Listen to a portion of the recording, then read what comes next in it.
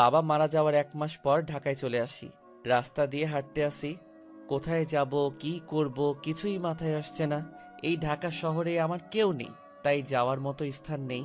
এসব ভেবে হাঁটতেছি, হঠাৎ একটা গাড়ি এসে আমাকে ধাক্কা মারে। আমি রাস্তার এক পাশে গিয়ে পড়ি। এরপর আর কিছু মনে নেই। যখন চোখ খুলি তখন দেখি আমি একটা হাসপাতালের কেবিনে শুয়ে আছি। আমার পাশে একজন বাবার বয়সী লোক বসে আছে। আমাকে চোখ খুলতে দেখে উনি বলল, যাক, অবশেষে তোমার জ্ঞান ফিরেছে। আজ একদিন পর তোমার জ্ঞান ফিরেছে। আমার কি হয়েছে? আমি হাসপাতালে কেন? ওই দিন রাতে তুমি রাস্তা দিয়ে হাঁটতে হাঁটতে মাঝখানে চলে আসো। আমার ড্রাইভার কন্ট্রোল করতে না পেরে তোমাকে ধাক্কা মারে। তারপর আমি আর ড্রাইভার তোমাকে ধরে হাসপাতালে নিয়ে আসি। ও, আপনাকে অনেক ধন্যবাদ আমার জীবন বাঁচানোর জন্য। আচ্ছা, আমাকে বলো তো, তুমি রাস্তার মাঝখানে চলে আসলে কেন? আসলে দুনিয়ায় আপন বলতে আমার কেউ নেই। আম্মু জন্ম দেওয়ার 5 মাস পর অসুস্থ হয়ে মারা যায়। এরপর বাবা ছিল। 1 মাস আগে বাবা সড়ক দুর্ঘটনায় মারা যায়। এরপর ঢাকায় চলে আসি কাজের খোঁজে। এই ঢাকা শহরে আমার কেউ নেই, তাই কোথায় যাব কি করব এসব কিছু ভাবতে ভাবতে হাঁটতেছিলাম। তারপর কি হলো আপনি তো জানেন। কে বলেছে তোমার আপন কেউ নেই? আজ থেকে আমি তোমার সব। তুমি এখন থেকে আমার বাসায় থাকবে। আপনার পরিবারের মানুষ কি বলবে? আর আপনাকে তো আমি চিনি না। আমার পরিবারে আমি, স্ত্রী এবং একটা মেয়ে আছে। আর আমি হচ্ছি বাংলাদেশ টপ বিজনেসম্যানদের একজন, নাদিয়া গ্রুপ অফ কোম্পানির মালিক রহমান শিকদার। নাদিয়া হচ্ছে আমার মেয়ের নাম। আমি আপনার বাসায় যেতে পারি, কিন্তু আমাকে কোনো কাজ দিতে হবে। তুমি আমাকে আপনি করে বলছো কেন? এখন থেকে আঙ্কেল বলে ডাকবে। আর তোমাকে এখন কোনো কাজ করতে হবে না।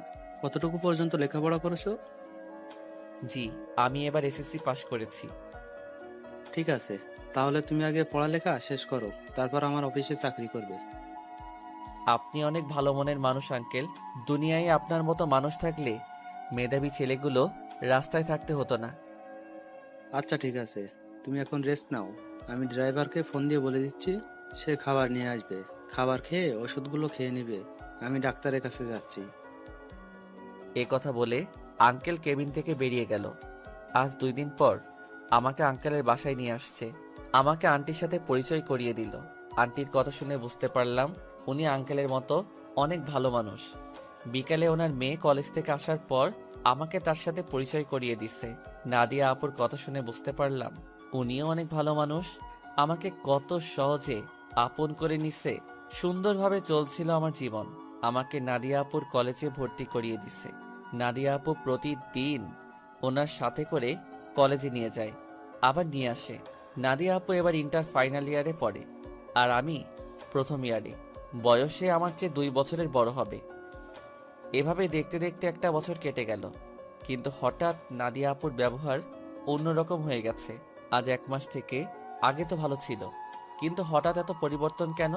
গতকাল রাতে অনেক বৃষ্টি হয়েছে, তাই ছাদে পাতা পড়ে পানি জমে গেছে। 1 বালতির মতো পানি হবে।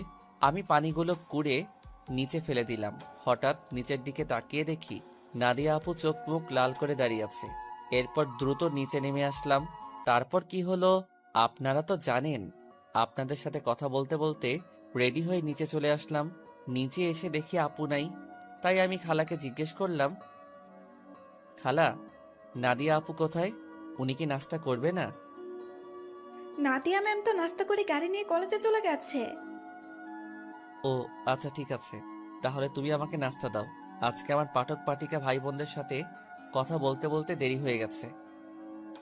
পাঠক পাঠিকা, এরা আবার কারা? আরে খালা, যারা আমার গল্প নিয়মিত পড়ে তাদের বলছি। আমি তো এত কিছু বুঝি না, পড়ালেখা করি নাই, তাহলে বুঝবো কেমনে? তুমি বরং নাস্তা করে তাড়াতাড়ি কলেজে যাও। আমি আর কোনো কথা না বলে নাস্তা করে ব্যাগটা নিয়ে বাসার বাইরে চলে আসলাম। তারপর একটা রিক্সা নিয়ে কলেজে যেতে লাগলাম। এবার আপনারা হয়তো বলবেন, আপনার আঙ্কেল আন্টি কোথায়? আসলে আঙ্কেল আন্টি গ্রামে আঙ্কেলের বাসায় গেছে। আজকে প্রায় 15 দিন হয়েছে। কবে আসবে সেটা এখনো বলে নাই। এই 15 দিন নাদিয়া আপু আমাকে গাড়িতে করে কলেজে নিয়ে যায়নি। 15 দিন আগে শুধু গাড়িতে করে কলেজে নিয়ে যেত, কিন্তু আসার সময় নিয়ে আসতো না।